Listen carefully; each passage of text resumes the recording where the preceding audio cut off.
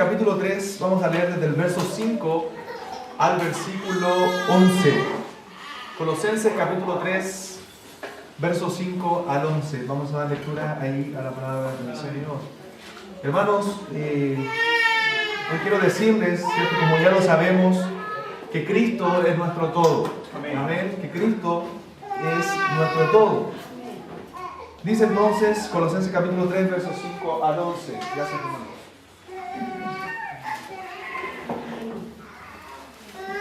Haced morir pues lo terrenal en vosotros: fornicación, impureza, pasiones desordenadas, malos deseos y avaricia, que es idolatría, cosas por las cuales la ira de Dios viene sobre los hijos de desobediencia, en los cuales vosotros también anduvisteis en otro tiempo cuando vivíais en ellas. Pero ahora, dejad también vosotros todas estas cosas: ira, enojo, malicia, blasfemias, palabras deshonestas de vuestra boca. No mintáis los unos a los otros, habiendo despojado del viejo hombre con sus hechos, y revestido del nuevo, el cual conforme a la imagen del que lo creó, se va renovando hasta el conocimiento pleno, donde no hay griego ni judío, circuncisión ni incircuncisión, bárbaro ni escita, siervo ni libre, sino que Cristo es el todo y en todos. Sino que Cristo es el todo y en todo. Hermanos, hemos hablado infinidad de veces, sobre todo cuando estuvimos viendo esta carta a los colosenses, que el problema con el que estaban lidiando los colosenses, ¿cierto?, era un problema de falsos maestros que querían contaminar la iglesia, ¿cierto? Grupos de judaizantes, grupos un poco místicos, ¿cierto?, que querían enseñar que Cristo no era suficiente para la salvación, que Cristo no era suficiente para la santificación, ¿cierto?, que Cristo no era suficiente para los creyentes de esa iglesia, sino que necesitaban algo más que Cristo para llegar al conocimiento pleno, ¿cierto?, para llegar al conocimiento de Dios o a un conocimiento más profundo de Dios. Es por eso que estos falsos maestros, y lo vemos ahí en Colosenses, ahora todo esto Colosenses es una carta cristocéntrica, ¿cierto?, centrada en nuestro Señor Jesucristo, por eso que me encanta. Los falsos maestros entonces ponían leyes humanas, ¿cierto?, que no estaban en la palabra de Dios, cosas que no eran mandadas por el Señor. Hablaban acerca de prohibiciones. Por ejemplo, en el capítulo 2, Pablo dice: nadie os juzgue en comida o en bebida en cuanto a día de fiesta. Estos místicos, ¿cierto?, estos judaizantes mandaban a guardar días, mandaban a abstenerse de comidas, a hacer ascetas, ¿cierto?, para poder conocer más a Dios. Entonces necesitaban a Cristo, no desechaban a Cristo muchos de ellos, pero ellos decían: necesitan algo más, un poquito más, ¿cierto?, para poder llegar a un conocimiento más profundo de Dios. Entonces, en el capítulo 2, Pablo dice: no tienen que dejarse llevar por estas falsas enseñanzas, nadie os juzgue por esas cosas, nadie os prive de esas cosas que Dios no ha prohibido. Pero les dice Pablo también en el capítulo 3, no por eso nosotros podemos vivir como queramos. No por eso nosotros podemos vivir como queramos. Pablo les dice en el capítulo 3, les exhorta: si ustedes han resucitado con Cristo, si ustedes son cristianos, si ustedes son hijos de Dios, entonces busquen las cosas de arriba, hagan morir lo terrenal en ustedes. Lo que Pablo está diciendo un poco es: nosotros antes éramos esclavos del pecado, pero ahora somos libres en Cristo y revestidos, le dice Pablo, del nuevo hombre. Y me encanta cómo lo traduce el verso 1 y 2, la traducción de las Américas. En la traducción dice: por tanto, considerad los miembros de vuestro cuerpo terrenal como muertos. Considerad los miembros de vuestro cuerpo terrenal, hermanos, como muertos a la fornicación, la impureza, las pasiones, los malos deseos y la avaricia, que es idolatría.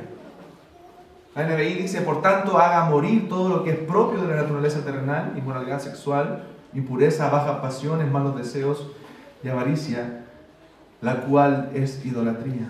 Hermanos, nosotros debemos considerar que estamos muertos al pecado. Debemos vivir de tal forma, ¿cierto?, considerando nuestras vidas que nosotros estamos muertos al pecado, y no creer como muchas veces vamos a lidiar con el pecado, que todavía vivimos en él. Recuerden que el hermano Juan enseñó hace poco, ahí en Romanos 6, lo que dice, sabiendo que nuestro viejo hombre fue crucificado. ¿Recuerdan? Hermano Juan lo mencionó. Crucificado juntamente con él, para que el cuerpo del pecado sea destruido, a fin de que no sirvamos más al pecado. Verso 8, y si morimos con Cristo, creemos que también viviremos con él.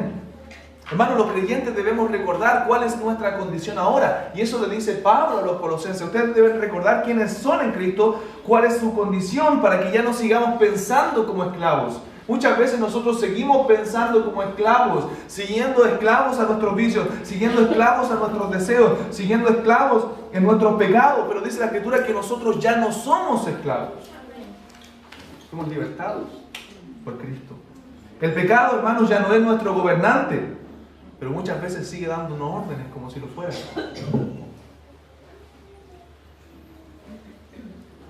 A veces nosotros incluso nos engañan pensando que nosotros seguimos siendo esclavos. Y seguimos practicando la inmundicia. Y seguimos practicando ciertos pecados.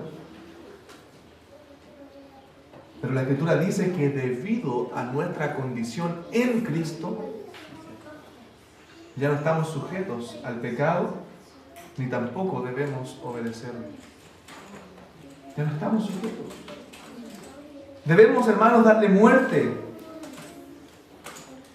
Y debemos hacerlo en dependencia y en obediencia al Espíritu de Dios.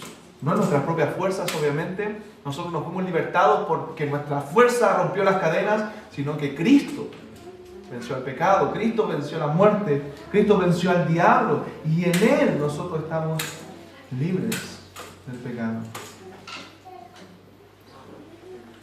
Entonces, hermanos, debemos vivir de esa forma, vivir como libres. Entonces Pablo le dice que ustedes no deben privarse de las cosas que estos falsos maestros dicen que deben privarse, pero tampoco deben vivir como ustedes quieren. Deben poner la mira en las cosas de arriba.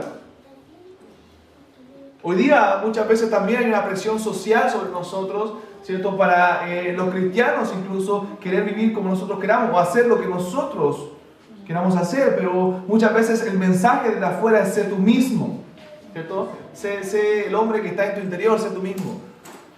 Pero la respuesta bíblica a eso es no. No seas tú mismo. La respuesta bíblica es sé como Cristo. Sé como Cristo.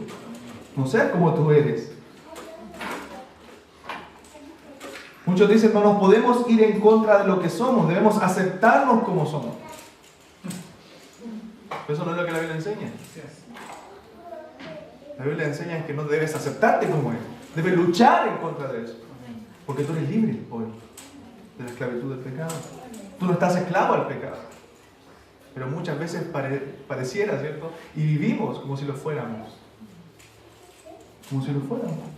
No estamos obligados a seguir las exigencias del pecado, hermanos, somos libres, conoceréis la verdad y la verdad os hará libres. Y Pablo nos llama a darle muerte al pecado, a hacer morir lo terrenal en vosotros.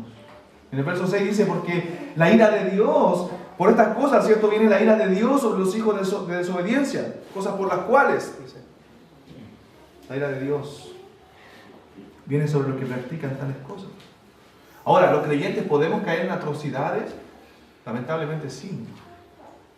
Pero hay una diferencia entre caer en pecado y vivir, y revolcarse, y disfrutar el pecado. Ahora en la sociedad, hermanos, nos damos cuenta que tiempo atrás, ¿cierto? La gente sentía vergüenza por el pecado. ¿Saben lo que hacen hoy? Lo publican. Hoy lo publican. Años atrás, para el mundo algunas cosas que se practican hoy eran aberraciones y hechos vergonzosos. Hoy son naturales. Son naturales. La sociedad ha ido en decadencia. Pero Dios, hermanos, piensa lo mismo que pensaba hace 100 años, hace 1000 años de los pecados. Piensa exactamente lo mismo porque Dios es inmutable. Lo mismo que pensaba en estos tiempos cuando se escribió Colosenses, piensa hoy Dios del pecado. Entonces su mandato vigente para hoy, hacer morir lo terrenal en nosotros, independientemente de las circunstancias, independientemente de cómo se encuentre la sociedad. Nosotros debemos hacer morir el pecado. Cristo debe ser todo en nosotros. No simplemente no hacemos ciertas cosas, yo le decía ayer a los jóvenes, para cumplir ciertas reglas. Nosotros lo hacemos por el Evangelio de Jesucristo, lo hacemos por nuestro Señor Jesucristo, que dio su vida por nosotros, lo hacemos con gozo. Entonces Cristo debe ser todo en nosotros. Es por eso que debemos buscar, dice el texto, las cosas de arriba, donde está sentado Cristo, y hacer morir lo terrenal en vosotros. Y esa es la orden de Dios, hacer morir lo terrenal, hermanos míos, en nosotros. Versos 5 y 6 nuevamente dice, hacer morir pues lo terrenal en vosotros. ¿Qué es lo terrenal? Aquí lo comienza a detallar Pablo: fornicación, impureza, pasiones desordenadas, malos deseos y avaricia, que es idolatría, cosas por las cuales la ira de Dios viene sobre los hijos de desobediencia. Entonces, hermanos, hay una diferencia, y una gran diferencia, entre nuestro estado y nuestra condición actual.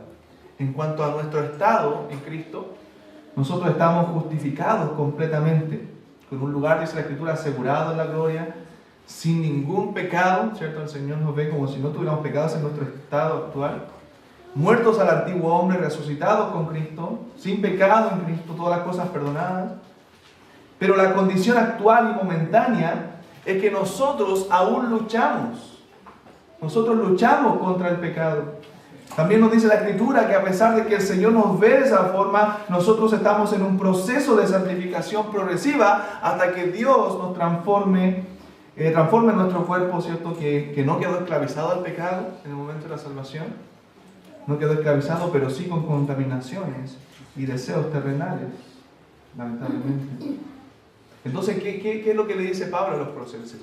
Según el estado que nosotros tenemos en Cristo, según el estado que tenemos en Cristo, nosotros debemos considerarnos muertos al pecado, hacer morir lo terrenal, hacer morir los miembros terrenales, porque ya no somos esclavos. O sea, nosotros tenemos una condición, dice Pablo, de perdonados, de que todos nuestros pecados fueron perdonados en Cristo. Nosotros fuimos crucificados con Cristo y resucitados con Cristo. Es por eso que ya no debemos vivir en estos pecados. Pero nuestra condición actual también es de lucha. Es de seguir lidiando con estas cosas. Como decía Pablo, ¿quién me librará de este cuerpo de muerte? Es una lucha constante, pero debemos tener la conciencia, hermanos, de que ya no somos esclavos, de que podemos ganar la batalla. ¿Cuáles son estos pecados, ¿cierto? Estas cosas terrenales que Pablo comienza a mencionar? Número 1, fornicación. Fornicación. Y sabemos ya que es la palabra porneia, ¿cierto? Donde viene la palabra pornografía y habla de cualquier tipo. No habla de relaciones prematrimoniales solamente, relaciones sexuales prematrimoniales, sino que habla de cualquier tipo de inmoralidad sexual ilícita. Nosotros no podemos vivir, hermanos, en fornicación. Usted como varón no puede vivir en pornografía, no puede vivir, ¿cierto? Si es joven, viviendo relaciones sexuales ilícitas fuera del matrimonio, porque eso es pecado. Esas cosas sobre las personas que practican tales cosas, dice la Biblia, la ira de Dios viene sobre ellos, sobre los hijos de desobediencia. Cualquier tipo de inmoralidad sexual ilícita, fornicación, dice Pablo, impureza. Las impurezas son conductas depravadas, conductas sensuales, vidas licenciosas, y que incluye, hermanos, los pensamientos también. Muchas veces vivimos con pensamientos impuros, lidiando con ciertas cosas, pero muchas veces los cristianos dan rienda suelta a esos pensamientos para vivir en impureza. Nosotros no vivimos en esas cosas, no practicamos esas cosas. Por eso dice la Escritura, todo lo que es puro, todo lo que es de buen nombre, si hay virtud alguna, si es digno de alabanza, en esto pensar. Bueno, las batallas se lidian primeramente en la mente, las batallas contra el pecado. Pasiones desordenadas, luego dice Pablo, ¿cierto? Y malos deseos. Y ahí volvemos a lo mismo, todo el pecado se origina en la mente. Y no solo habla de temas sexuales, sino pasiones desordenadas en todo sentido. en todo sentido. Muchas veces le damos rienda suelta a nuestras pasiones en varias aristas. Hermanos, cuidemos la pureza. Seamos cristianos puros. Todas las cosas son puras para los puros, dice la Escritura. Muchas veces yo veo a cristianos, incluso hoy día con las redes sociales, hermano, usted puede ver el corazón de la gente, fotos como, ¿qué querrá decir este hermano, esta hermana con esas fotos? Así es. ¿Es de un cristiano? ¿Está mostrando pureza? Y uno se pregunta y comienza a cuestionar.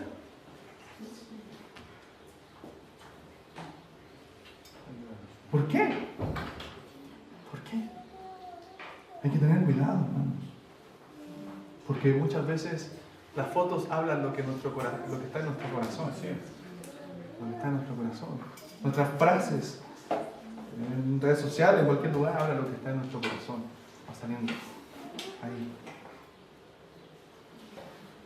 Entonces no podemos impedir que nos lleguen pensamientos pecaminosos a nuestra mente.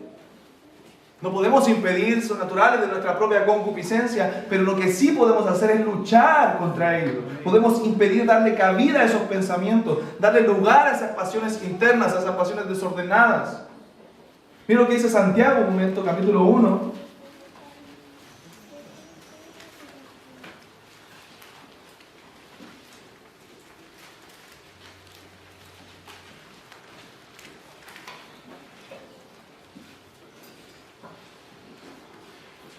Santiago capítulo 1, versículo 13 dice, cuando alguno es tentado, no diga que es tentado de parte de Dios, porque Dios no puede ser tentado por el mal, ni él tienta a nadie, sino que cada uno es tentado cuando de su propia concupiscencia es atraído y seducido. Entonces la concupiscencia, después que ha concebido, da a luz el pecado, y el pecado, siendo consumado, da a luz la muerte. O sea, a través de nuestra propia concupiscencia somos atraídos, y luego somos seducidos, y luego eso da a luz un resultado, da a luz el pecado. Pero debemos cortar eso. Cuando somos atraídos, eso ya debe eliminarse. No debemos dejarnos ser seducidos. Somos atraídos por muchas cosas, pero eso debe eliminarse inmediatamente, en ese momento. Hermano, el diablo sabe cuál es el tono con el cual debe tocarle a usted el instrumento. El diablo sabe. Sabe cuál es la nota que a usted le gusta. Y comienza a tocarle la guitarra en ese tono. A lo mejor usted no va a caer si le ofrece droga, pero sí se le ofrece otra cosa. Otros sí pueden caer con la droga y no con otras cosas. Esos deseos pecaminosos, hermanos, están ahí en nosotros, pero debemos huir, no darle lugar a esas cosas. No darle lugar a esos pecados en nuestra vida, cortar antes. Hermano, a veces andamos por lugares donde sabemos que vamos a pecar y seguimos ahí. Obstinadamente tratamos de justificar nuestros actos y nuestros pasos. Y no huimos. Dice Efesios capítulo 5, versículo 3, pero fornicación y toda inmundicia o avaricia ni aun se nombre entre vosotros como conviene a santos.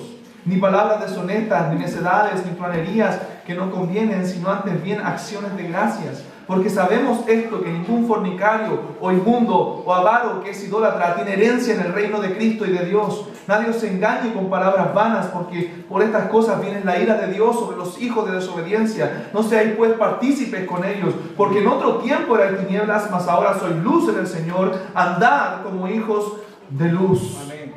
Amén. Mire, ¿qué más claro que eso? Amén. Los que practican tales cosas no tienen parte en el reino de Dios. Entonces la advertencia de Pablo, hermanos, es mantenerse alejado del pecado en todas sus formas. Mantenerse alejado del pecado. Hermanos, nuestros corazones son inflamables.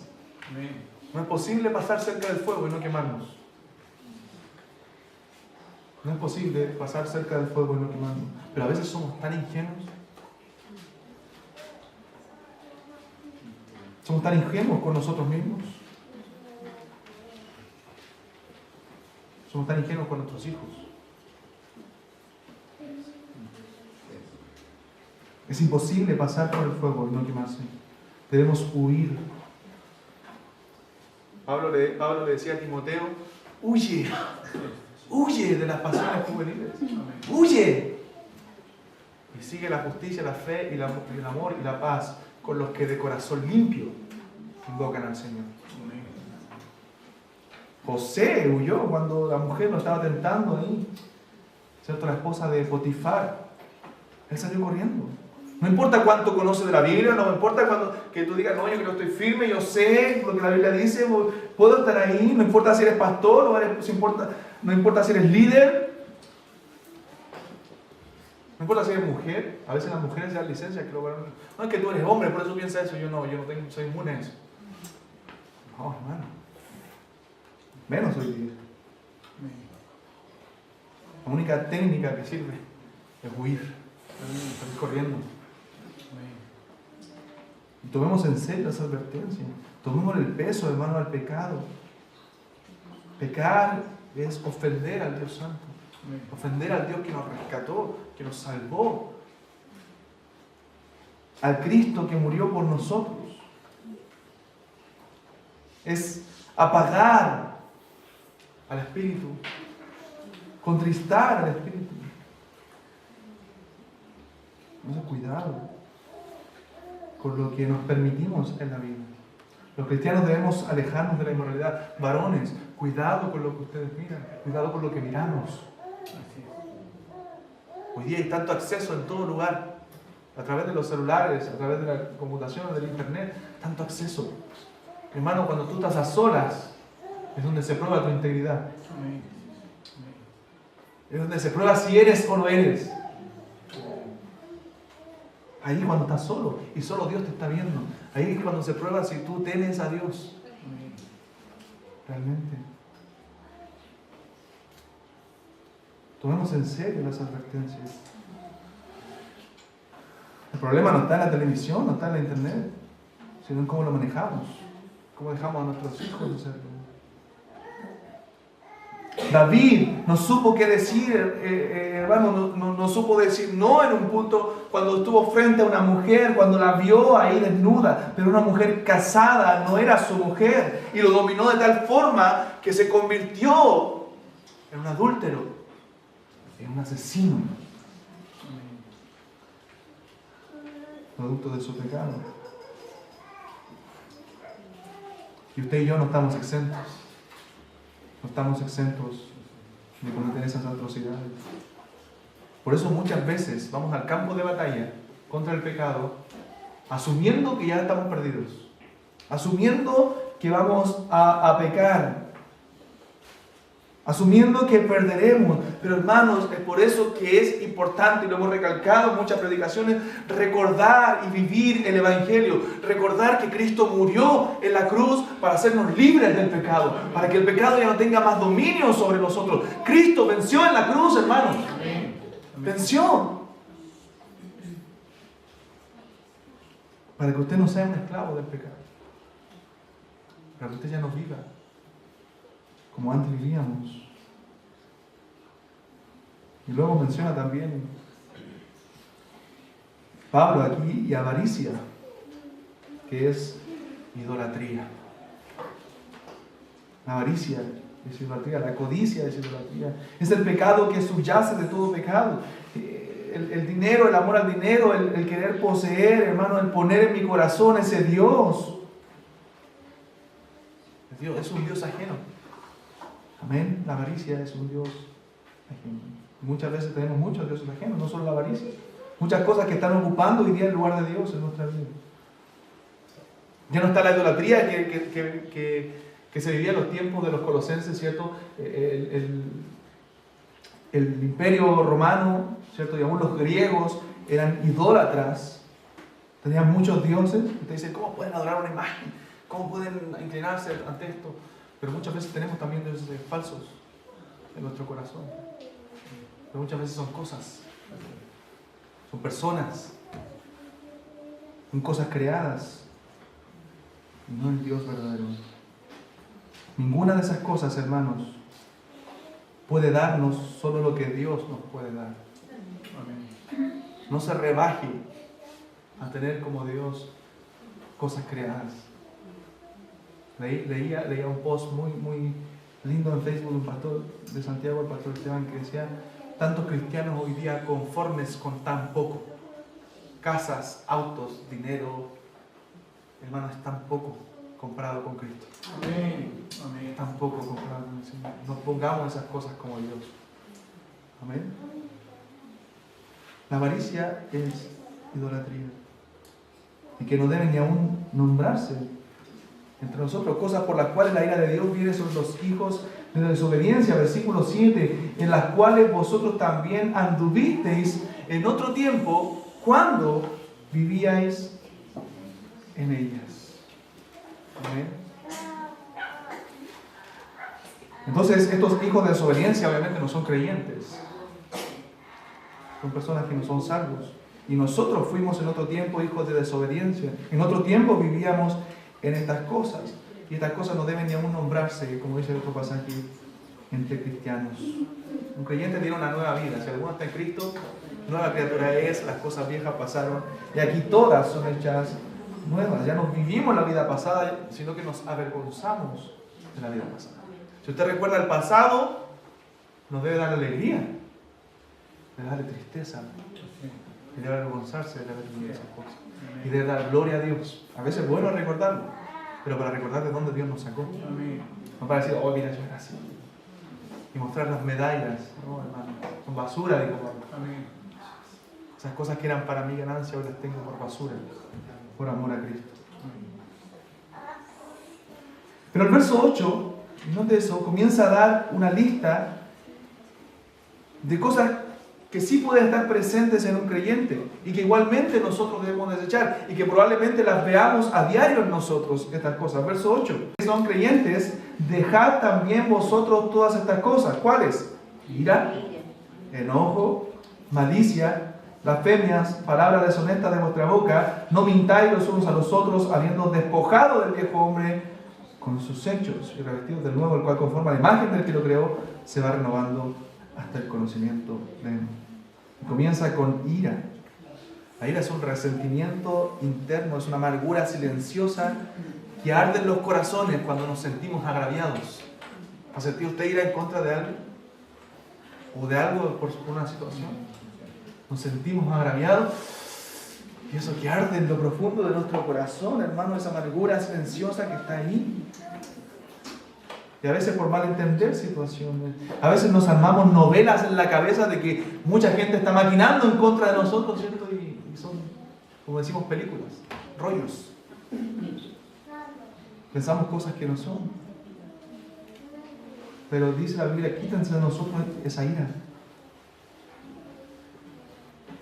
Bueno, la Biblia dice que la ira no es pecaminosa siempre y cuando, casi en todos los casos nuestros es pecaminosa, pero la ira no es pecaminosa siempre y cuando sea como la de Dios. Cuando es una ira contra el pecado, como la ira santa de Dios. Pero en nosotros la ira es muy peligrosa. Cuidado con el sentir ese que nace en nuestro corazón cuando alguien hace algo en contra nuestra, cuando nos sentimos agraviados, cuando nos sentimos atacados, hermano. A veces es la reacción natural, ¿cierto? Se siente usted atacado y quiere reaccionar. La ira que guarda en su corazón. Si alguien dice algo en contra de usted, como dijo Spurgeon, si alguien habla mal en contra de usted, no se preocupe, porque debería ser mucho peor, ¿cierto? Por lo que diga de nosotros. Porque muchas veces nosotros nos consideramos buenos en nuestros propios ojos, pero la verdad es que en nuestro interior lo que hay es contaminación, es pecado, malicia. Ante nuestros propios ojos somos buenos, sí, pero la pregunta es ante los ojos de Dios, ¿cómo somos? Porque el estándar moral no es usted, no es lo que usted piensa de la bondad. El estándar moral, ¿cierto?, para regirnos, para medirnos, es Dios y su santidad. Y Él demanda perfección. Y usted y yo no somos perfectos. Por tanto, somos pecadores.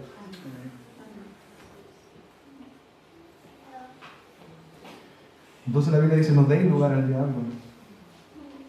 El diablo anda buscando, ¿cierto?, la rendija, dónde meterse en su vida.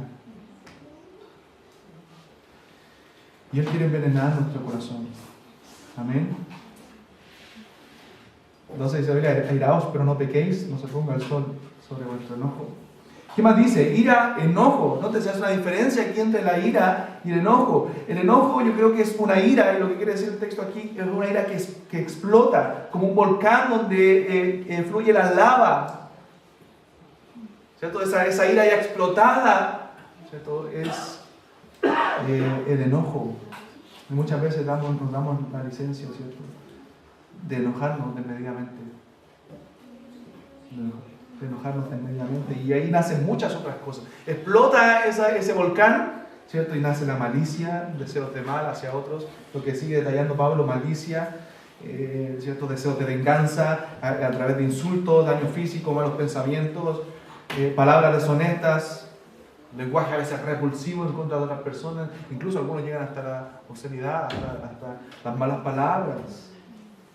La mentira. Comenzamos a maquinar, hermano, cuando estamos llenos de enojo. Comenzamos a mentir, a engañar. Algo de un no cristiano. Algo que un cristiano no debiera practicar. Nuestro Dios es veraz y nosotros debemos imitarle a Él. Dice la Biblia que Él no es hombre para que mienta. Él aborrece la mentira. Por eso Juan le dice, Jesús le dice a los fariseos: vosotros sois de vuestro padre el diablo, y las obras de vuestro padre el diablo queréis hacer. Él es padre de mentira, porque Él es mentiroso desde el principio. La mentira no es de Dios. Como les decía la otra vez, recuerda que creo que aquí en el punto, a veces mentimos con tanta facilidad. Hay cristianos que mienten con tanta facilidad, hermano. Pero Dios no puede ser burlado, usted a Dios no le puede mentir. No practiquemos la mentira, seamos veraces.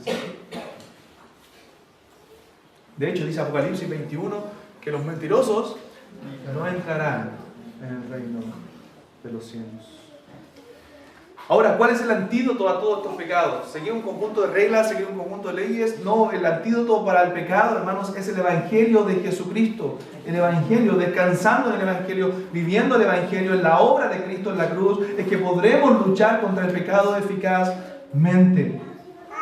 No existe ninguna posibilidad, ¿cierto? Sabemos que un creyente verdadero termina en el infierno. No existe posibilidad de que un creyente verdadero viva y se deleite, ¿cierto?, y disfrute el pecado. Una persona que hace eso no es un cristiano. El cristiano no se deleita en el pecado. Un cristiano necesita a Cristo. Necesita a Cristo. Anhela a Cristo. Le duele el pecado. Le duele el andar mal. ¿No le gusta a usted andar mal con el Señor? No, hermano. Es triste para nosotros. Y lo único que nos lleva a andar mal con el Señor es el pecado. No hay otra cosa. Es el pecado. Es cuando nos damos licencias que no debemos darnos. Una persona que se deleita en el pecado, si usted se deleita y disfruta el pecado, y usted dice: yo he conversado con personas, hermano, que alguna vez profesados cristianos me dicen: yo no siento nada, yo me deleito, me gusta. Si a usted le gusta pecar, si usted vive en eso, déjeme decirlo, sinceramente usted no es un cristiano, y lo que necesita usted es a Cristo urgentemente. Amén. Necesita que sus pecados sean perdonados, necesita rendirse a los pies de la cruz de Cristo, necesita mirar al Salvador, porque si no, su vida va directo a la condenación, va directo al infierno, y necesita salvación, necesita a Cristo. Entonces debemos vivir, hermanos míos, entendiendo que nosotros estamos revestidos del nuevo hombre, versos 9 y 10. No mintáis los unos a los otros, habiendo despojado del viejo hombre con sus hechos y revestido. Dios nos dejó desnudos, nos revistió del nuevo, el cual conforme a la imagen del que lo creó se va renovando hasta el conocimiento pleno. Todas esas prácticas, hermanos, de pecado pertenecen al viejo hombre. Ese viejo hombre está viciado, ese viejo hombre está muerto, ese viejo hombre murió en nosotros cuando Cristo pagó por nuestros pecados, en el momento en que nosotros creímos en Él. Ya no andamos, ya no vivimos en esas prácticas antiguas, estamos revestidos de un nuevo hombre, y así tenemos que vivir, con ese pensamiento, con eso en mente, de que somos nuevos en Cristo, de que podemos ganar, de que podemos andar bien en el Señor, de que podemos ganar la batalla contra el pecado, porque Cristo murió por mí. Porque Cristo murió por mí. Estamos en un proceso, dice la Escritura, donde el que comenzó la buena obra la va a perfeccionar hasta el día de Jesucristo.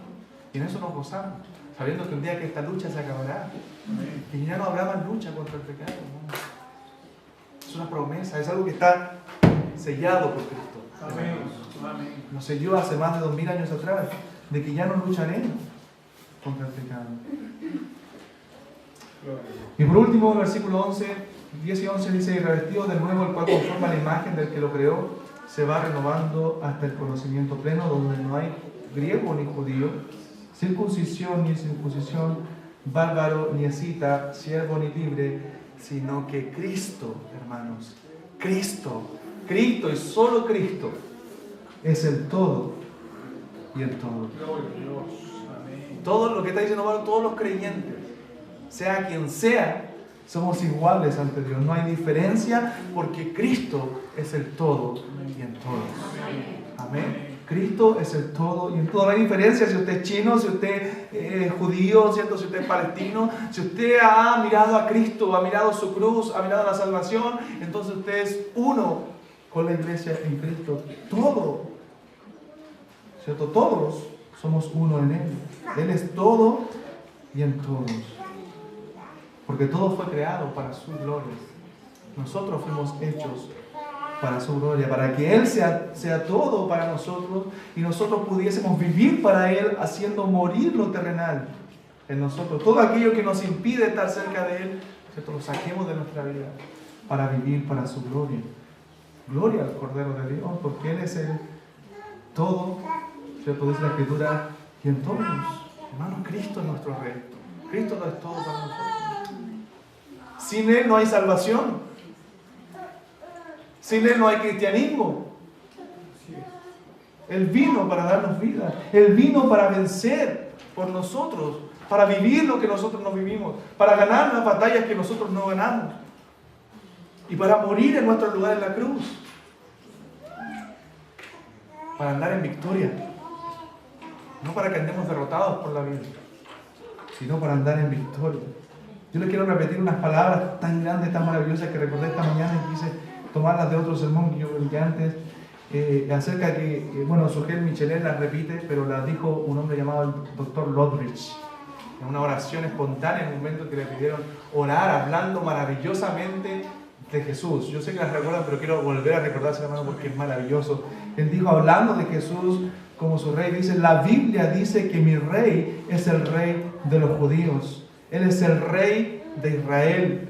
Él es el rey de justicia. Él es el rey de todos los tiempos. Él es el rey de los cielos. Él es el rey de gloria. Él es el rey de reyes y el señor de señores. Este es mi rey. Me pregunto, dice Lodrich, ¿lo conoces? Mi rey es un rey soberano. No hay manera de medir su amor ilimitado. Él es indudablemente fuerte. Él es eternamente sincero. Está eternamente listo. Es inmortalmente lleno de gracia. Su imperio es poderoso. Es imparcialmente misericordioso. ¿Lo conoces?